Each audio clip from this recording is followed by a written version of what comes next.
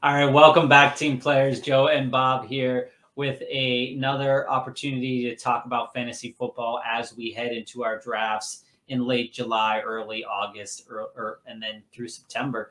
We have here a 10-team PPR snake draft. We know a lot of viewers are doing 10-team PPR drafts this year.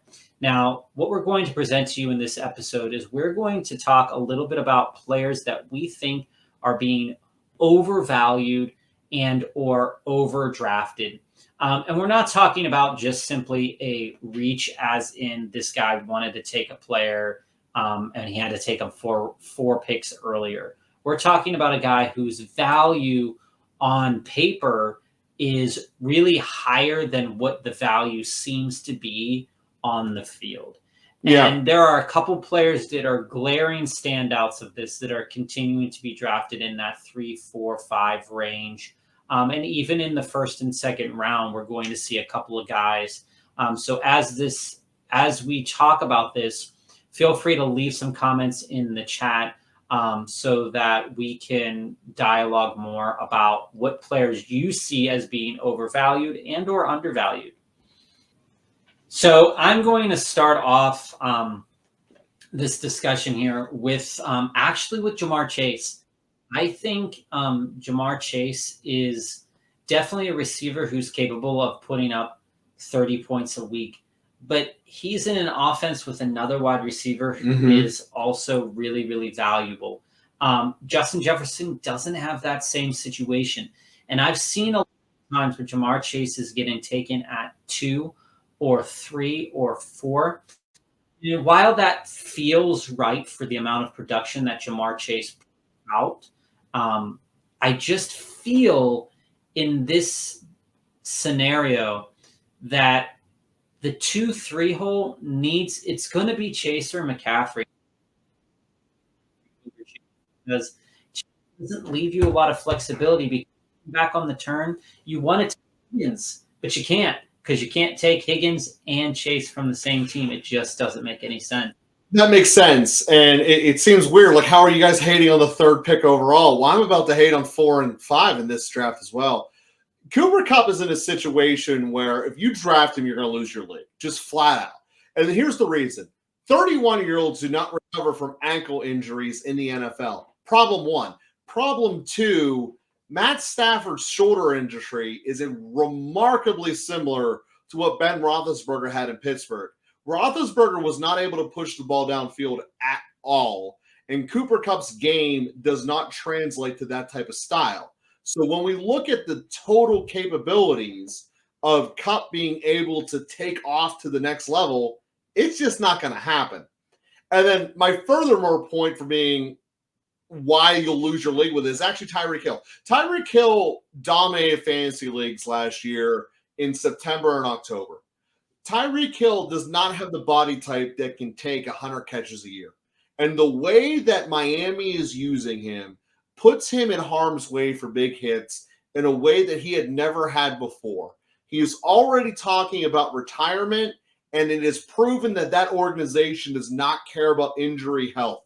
When you have that sediment going through the building, the likelihood of quit goes through the roof, and therefore I believe Tyreek Hill is going to cost people leagues in the same vein that I think Cooper Kupp will. And I'm sad, Bob, to see Cooper Kupp was your first-round pick there, but I got to call it the way it is. Yeah, I mean, going Cooper Kupp there's a big risk. When he was on the field last year, there's my pick.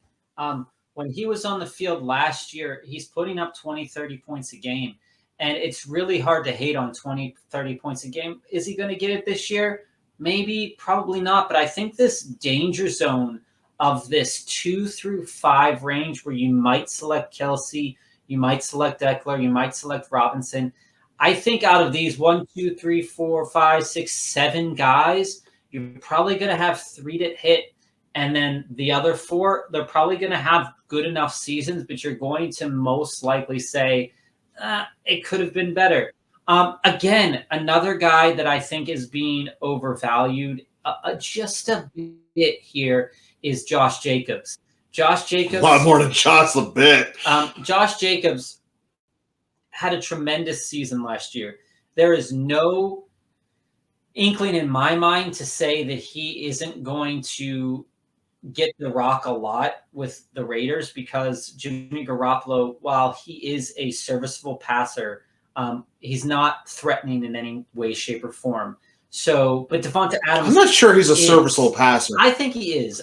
Last year, you were talking about Mott. I think he's good enough, at least for right now, for the Raiders organization because Carr didn't show us a lot last year. He did show us it the year before. Devontae Adams did really well last year.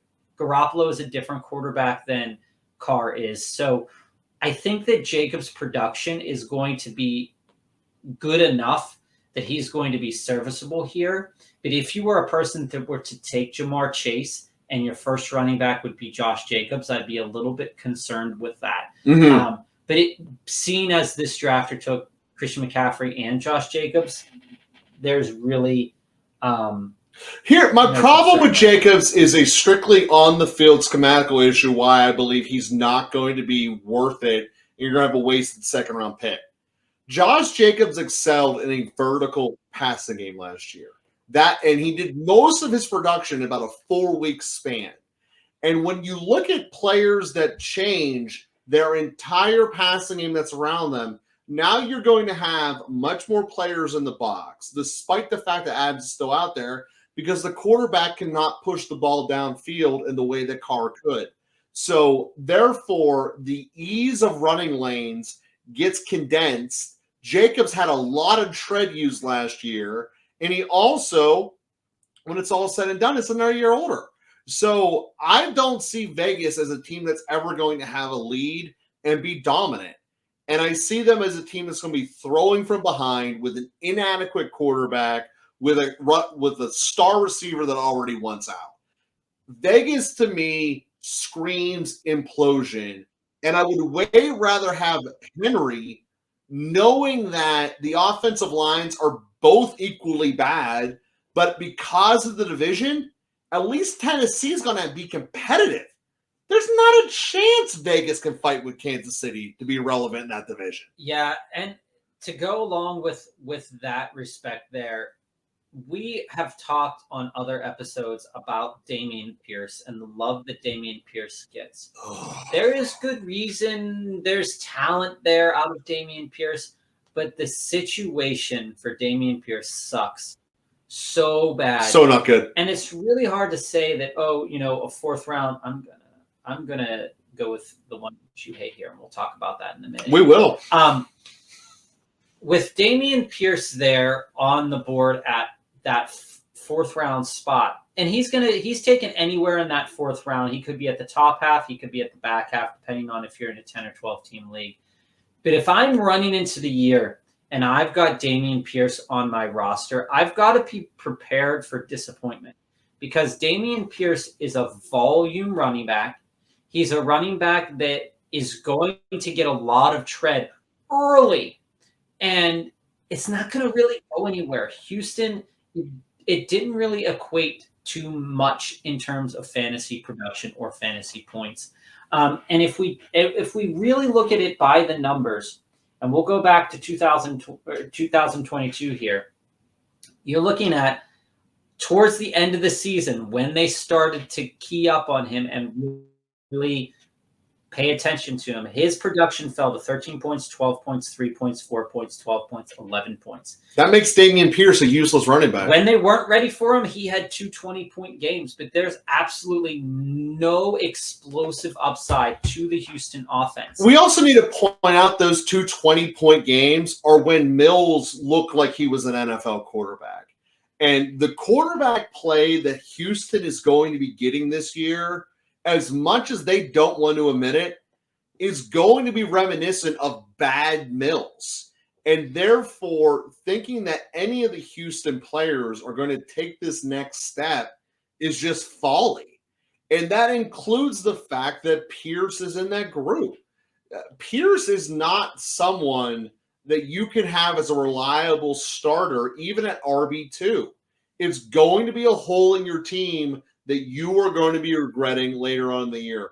Now, Bob, when you made the pick, you said that we're going to hate on Lamar Jackson So why don't we lead into it? I'm not going to necessarily hate on Lamar Jackson as a player because I feel like we have done that quite a few times throughout the year.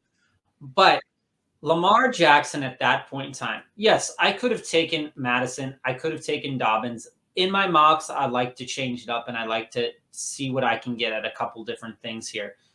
When you're in your 5th round or even in your 4th round, these 4 quarterbacks are going to go. Joe Burrow, Lamar Jackson, Justin Fields, and Justin Herbert. Mm-hmm. Those 4 quarterbacks are undoubtedly going to be gone by the time the 6th round rolls around, whether it's a 10 or a 12-team league.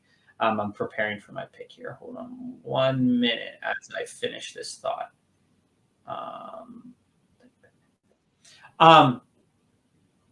You are knowing what you're getting with Lamar Jackson. You are getting a player who hasn't played a full season in quite some time.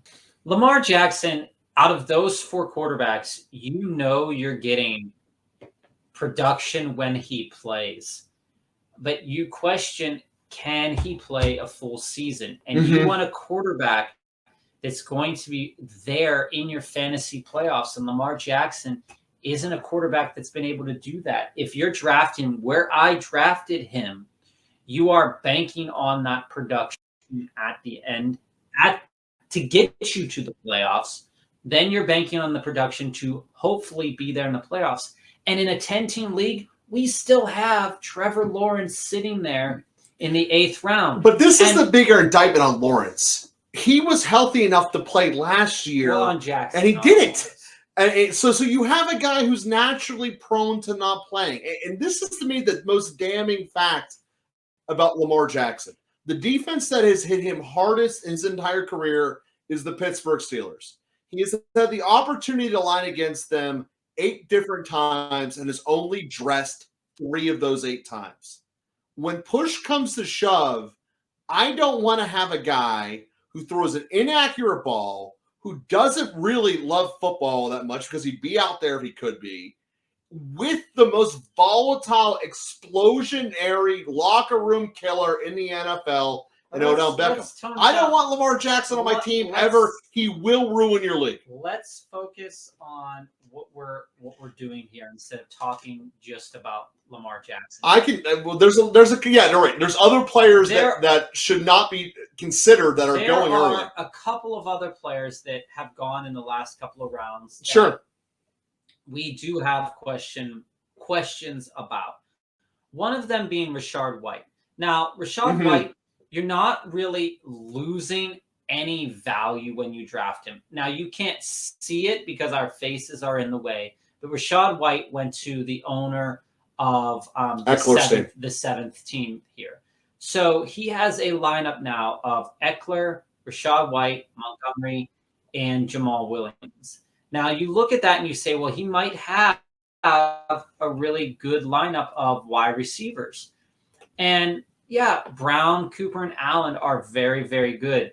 But when we're talking about White, insofar as he's a player, we don't know enough about White for him to be secure in a running back 2 role. If you want to take a chance on him as your 4th running back, 3rd running back, yeah, sure. 4th running back maybe is the highest that I would do. But I think you're relying on a lot if you're going to take Rachaad White as your 2nd running back. And that's the reason why I say he's a little bit overvalued in that situation. Not that the round that he's in, he's being overvalued in, but people relying on him to be the 2nd running back. And when you look at it and you're constructing these teams and you say, see, Dak Prescott's still there at the 10th round. All of those 5th round quarterbacks are overvalued. Yes. They're going to produce when they're on the field. But I could take a guy in Dak Prescott. I can take Deshaun Watson right here. But I can't because I took Lamar Jackson. What we want to communicate to everybody is that if you're taking a quarterback in round 5 or higher, you're sacrificing a very talented player. And granted, those quarterbacks are going to produce, but is the level that they're going to produce at going to be incrementally different than Trevor Lawrence? The answer is no. Incrementally different than Dak Prescott? No. No, not really. You're relying on those rushing touchdowns. And that's one of the reasons why Joe Burrow, as a strictly passing quarterback, is a really dangerous player to take. Same with Herbert. He could be the number one quarterback next year. There's a very good possibility that he can be.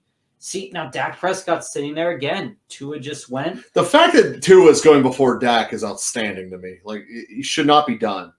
If you want to win your league, you need your players to play in the fantasy playoffs. You know Tua won't. Tua takes way too long to process, and his coach does not value human life. Dak Prescott is a much better pick than Tua. Tua is going to back up Josh Allen. If you're taking Tua as a backup, you're overvaluing that. You should not take a backup quarterback in the 10th round. You shouldn't take your backup quarterback in the 10th round. Yeah, that's absolutely 100% true. And as we look at some of these other picks that have gone by, we're taking a look in the 9th through 11th round. And one of the guys whose situation is going to definitely change is Cadarius Toney. Not necessarily saying that he's overvalued, but taking a guy, I'm going to go on him, Jordan Addison. Jordan Addison in the 9th round. While it might not look like an overvalued position, we don't know anything other than that college production from Jordan Addison. We don't know. This is much different than taking a guy like Bijan or Gibbs, where there doesn't have to be as much in syncness between the quarterback and the ball carrier. But when we're talking about Jordan Addison, we don't know enough about what Minnesota's going to do. We know they're going to pass. Yeah. But we don't know if KJ Osborne is going to continue to be the number 2 guy. Oh, no. You have to assume that the Addison's ahead of KJ Osborne. See, that's where the danger comes in. I can take Addison in the 9th round, but I can take KJ Osborne in the 14th round. That's true. And the thing with the Vikings is that they run a ton. One of the top 5 in the NFL of 3 receiver sets. So even if Bob and I are wrong nitpicking about is Addison Minnesota's number 2 or is Osborne Minnesota's number 2, at the end of the day, it doesn't matter. Both of them are on the field. What will matter is who gets open when push comes to shove. And you'll see that we were just talking about not taking a second quarterback in the 10th round. Well, I know Lamar Jackson's going to get hurt. So I'm taking another quarterback with Kirk Cousins. And I know he's going to be around for the fantasy playoffs, and I know he's going to produce. So I've shored up that lineup, but I don't think that having Lamar Jackson at that point, or Fields or Burrow or Herbert, is any more valuable than having Cousins in the late round. So that's why we're saying that ranking of those 4 players specifically, while it's not bad, you are sacrificing quite a bit to get them. Let me make my pick here. I took Goddard already, so let me take a chance on the guy I haven't taken yet in any mock drafts, in Jacoby Myers. But going back to a couple other players here who are getting drafted in these late rounds. Now, you're not going to say in particular that any of these one players is going to be overvalued insofar as it's this late in the draft, but you are taking chances on guys. And one of the players that I've been really questioning is Anthony Richardson. Yeah, it's fair. It's fair. Anthony Richardson has been going as the number 2 to usually a team that takes Burrow, Jackson, Fields, or Herbert. And I'm not sure you want Anthony Richardson as your 2, particularly if you're taking a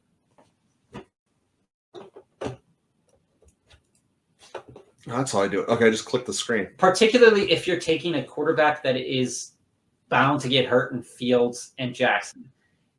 Yeah, for Burrow and Herbert, it doesn't seem to be a problem. But you definitely have to be careful of a couple situations like that. Daniel Jones is another quarterback. You took him in the last round, in the 15th round here. In some cases, he could be overvalued when you're looking at longer, say you're going into the 20th round of your fantasy football draft. And neither one of my had this been a longer draft, neither one of my quarterbacks would have gone. Oh yeah, I would have pushed off. The whole reason I took Carr and Jones the way I did is because I needed a quarterback. Mm-hmm. It's a requirement for the league. But that's just to be fair to the game. So, Bob, as we scroll back, focusing more upon the earlier portions of the draft, because that's definitely where you're going to see some overvalued players. Is the early, yeah.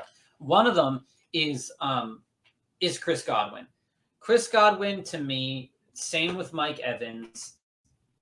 That situation is definitely a situation that you see the name, you saw the production last year, and you're saying, well, that's not that bad.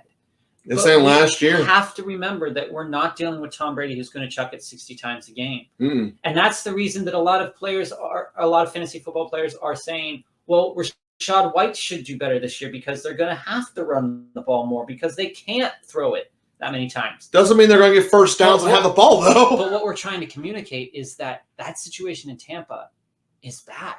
It's a bad situation. They have to be a favorite to get the first pick in the draft. And they're not the favorite, but they're top 3. When you take Godwin as a 2, maybe a 3, you should be a little bit nervous about that.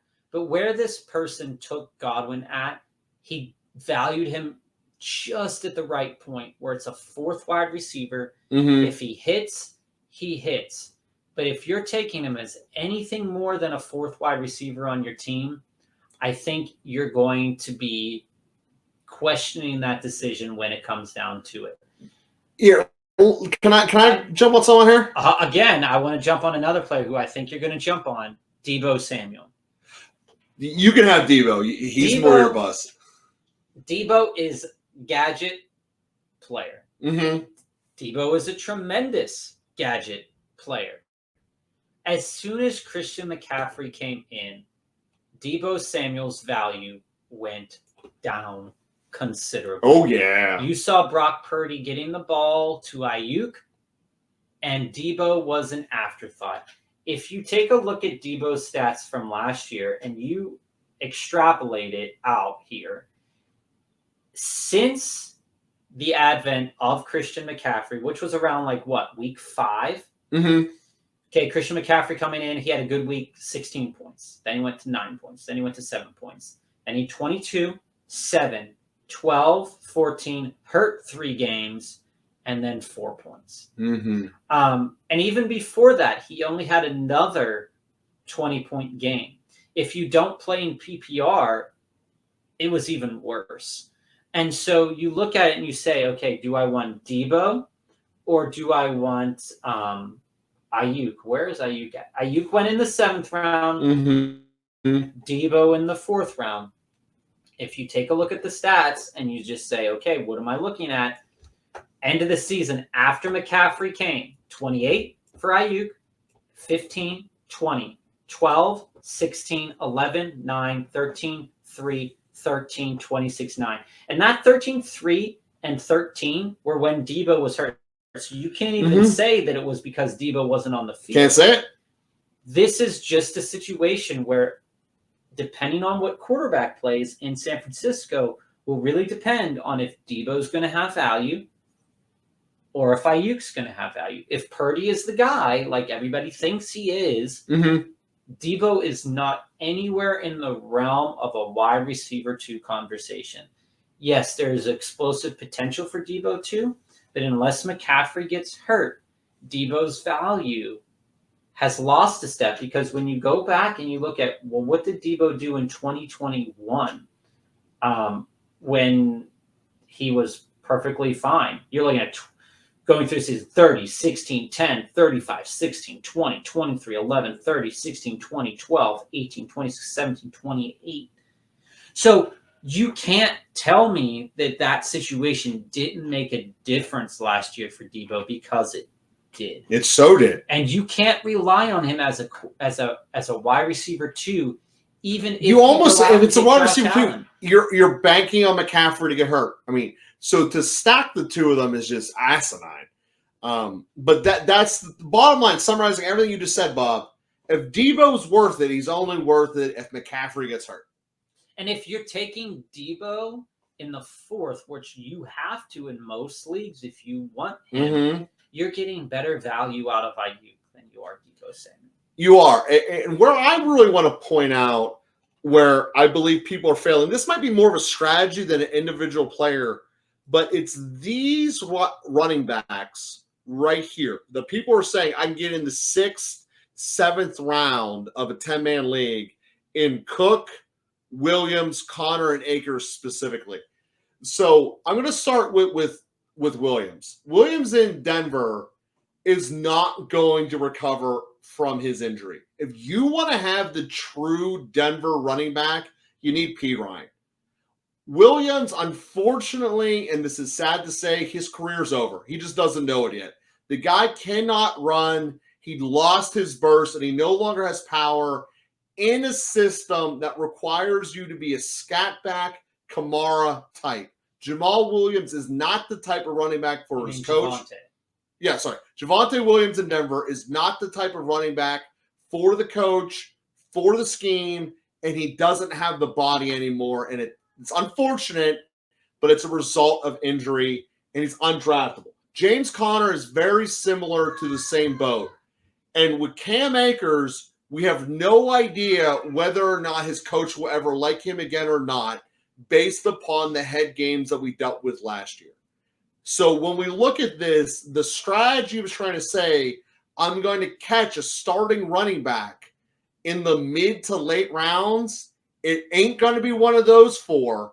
And when you're looking at that, it really puts you in a bind because there's not that many running backs left once you pass. It's Chase, Waddle, Olave look great until I'm starting James Conner.